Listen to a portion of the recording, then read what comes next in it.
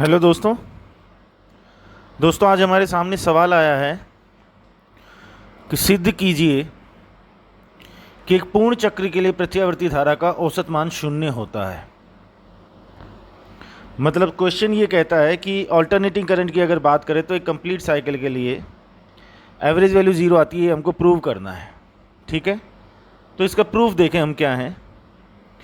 हम करंट मतलब धारा का अगर बेसिक फार्मूला देखें तो I बराबर D Q upon D T होता है,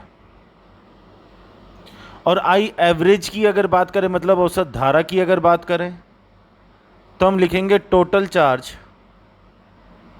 अपॉन टोटल टाइम। ठीक, और हमको एवरेज मतलब औसत ही कैलकुलेट करना है। यहां से अगर हम देखें तो I एवरेज को कैलकुलेट करने के लिए हमको टोटल चार्ज जिसको हम Q मान सकते हैं और टोटल टाइम जिसको हम T मान सकते हैं उसकी ज़रूरत पड़ेगी। तो ऊपर ये जो हमने तात्क्षणिक मान मतलब इंस्टेंटेनियस वैल्यू के लिए फॉर्मूला लिखा I बराबर D Q upon D T, यहाँ से शायद हमको कुछ मदद मिल सके। कैसे? यहाँ से डी क्यू बराबर आई डी टी। अब डी क्यू हो गया डी टी टाइम में जो आवेश या चार्ज गुजर रहा है। टोटल चार्ज अगर हम यहाँ से कैलकुलेट करना चाहें तो Q बराबर integration d Q. D Q के इंटीग्रेशन का मतलब हुआ टोटल चार्ज या कुल आवेश। किसी भी चीज़ के इंटीग्रेशन या समाकलन का मतलब होता है उसका कुल मान ज्ञात किया जा रहा है। तो Q equals to integration d q बराबर इंटीग्रेशन ये समाकलन आई डी टी। इसका मतलब I एवरेज में अगर हमें टोटल चार्ज कुल आवेश कैलकुलेट करना है तो Q को हम लिख सकते हैं इंटीग्रेशन आई डी टी। यहाँ से तो हमारा कुल आवेश मिलेगा। और टोटल टाइम की अगर बात करें तो जैसे हमने कहा कि डी क्यू का इंटीग्रेशन Q बताएगा, ऐसे ही डी टी का इंटीग्रेशन T बता देगा। ठीक है, तो इस तरह से डेरिवेशन करने के लिए हमारे पास में I एवरेज का एक फार्मूला बन के तैयार हुआ, इंटीग्रेशन आई डी टी। यहाँ से तो हमको मिल जाएगा कुल आवेश और अपॉन में इंटीग्रेशन डी टी। ठीक, अब I है इंस्टेंटेनियस वैल्यू या तात्क्षणिक मान, उसको हम मान सकते हैं I बराबर I ज़ीरो साइन भी मान सकते हैं और कॉस भी मान सकते हैं। ये चीज़ मैं मान करके चल ही रहा हूँ कि आपको प्रत्यावर्ती धारा और अल्टरनेटिंग करंट का जो बेसिक इक्वेशन मतलब मूल समीकरण जो है वो मालूम है। तो हमने I बराबर आई नोट साइन ओमेगा टी ले लिया। साइन की जगह हम कॉस भी ले सकते थे, कोई प्रॉब्लम नहीं है, रिजल्ट सेम आएगा। अब I को मैंने यहाँ पर लिख दिया I नॉट मतलब I zero sine omega T, साथ में लग गया डी टी इंटीग्रेशन।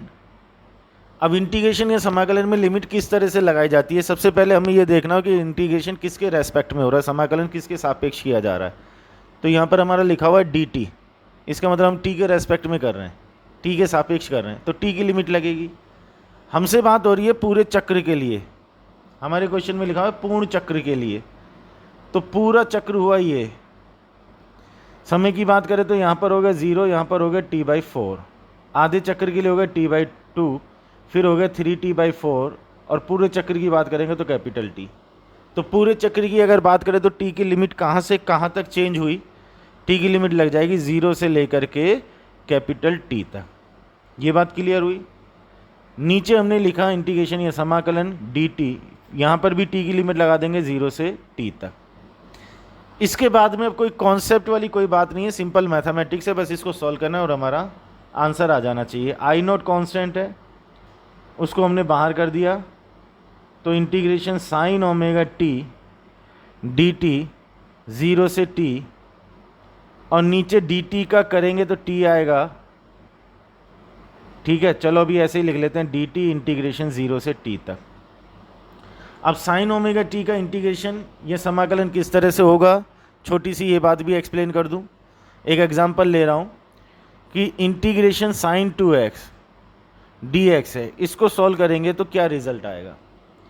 अब इंटीग्रेशन करने का क्या रूल है, मतलब समाकलन करने का क्या नियम है। नियम यह है कि पहले तो आप साइन का करो, और साइन का इंटीग्रेशन होता है माइनस कॉस, फिर उसके साथ में जो एंगल या कोण है उसको एज इट इज़ चिपका लो। तो 2x को हमने एज इट इज़ चिपका लिया। फिर नियम ये कहता है कि जो एंगल लिखा हुआ है, जो कोण लिखा हुआ है, उसका डिफरेंशिएशन किया जाए, उसका अवकलन किया जाए। इस बात को ध्यान से समझना होगा। साइन का इंटीग्रेशन या समाकलन हमने माइनस कोस लिख दिया, जो भी एंगल या कोण उसके साथ लिखा था वो हमने एज इट इज़ लिख दिया। फिर उसके बाद में एंगल या कोण का अलग से डिफरेंशिएशन मतलब अवकलन करना है। तो 2x का अगर मैं अवकलन करूँगा x के सापेक्ष तो ये आ जाएगा 2। अब नियम ये कहता है कि अवकलन या डिफरेंशिएशन करने से जो मिला उससे इसको डिवाइड करना है, उसका इसमें भाग देना है। इस चीज़ को अगर मैं यहाँ अप्लाई करूँ तो I0, अब साइन का इंटीग्रेशन किया तो माइनस का कोस ओमेगा टी साथ में, और ओमेगा टी का अलग से डिफरेंशिएशन, जैसे इस एग्जांपल में मैंने 2x का किया था, तो ओमेगा टी का आएगा ओमेगा, और ओमेगा लगा दूंगा मैं नीचे। लिमिट यहाँ चली जाएगी 0 से t तक। नीचे तो बहुत सिंपल बात है कि dt का t हो जाएगा, लिमिट लग जाएगी 0 से t तक। अगला स्टेप मैं यहाँ नीचे लिख रहा हूँ, तो अब I एवरेज बराबर I0। अच्छा, ब्रैकेट में ये जो ओमेगा ये तो कांस्टेंट है, इसको तो हम बाहर निकाल करके I0 के नीचे लिख सकते हैं, ठीक है। ब्रैकेट में माइनस कोस ओमेगा को हमने लिख दिया 2 pi upon capital T into small t, जिससे लिमिट पुट करना थोड़ा सा आसान हो जाएगा। 0 से t की लिमिट, नीचे लिमिट लिखेंगे तो कैपिटल T माइनस 0 कर देंगे तो ये t आ जाएगा। चलो, अब ये कहानी क्या हुई, I0 अपॉन ओमेगा, नीचे वाला t और साथ में चिपकाया। अब हम लिमिट पुट करते हैं, पहले t की जगह कैपिटल T लेंगे तो t से t कैंसिल हो जाएगा, तो ये आ जाएगा माइनस का कोस 2 पाई, ठीक है, यस और नो। फिर लोअर लिमिट पुट करने के लिए हम माइनस लगाते हैं, और एक माइनस इसमें ऑलरेडी यहाँ पर है, तो ये हमारा आ जाएगा माइनस माइनस प्लस।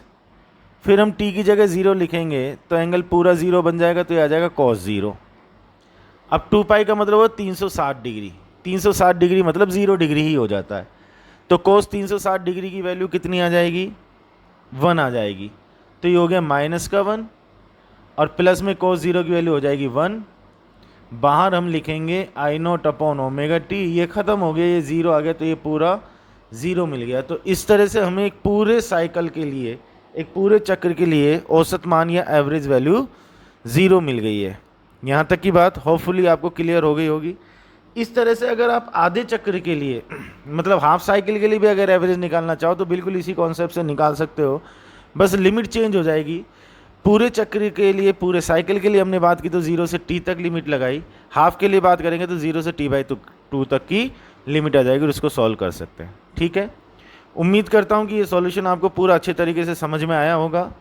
आपका इसके लिए जो कुछ भी फीडबैक है वो आप प्लीज़ कमेंट बॉक्स में ज़रूर डालिएगा कि ये सॉल्यूशन आपको किस तरीके का लगा।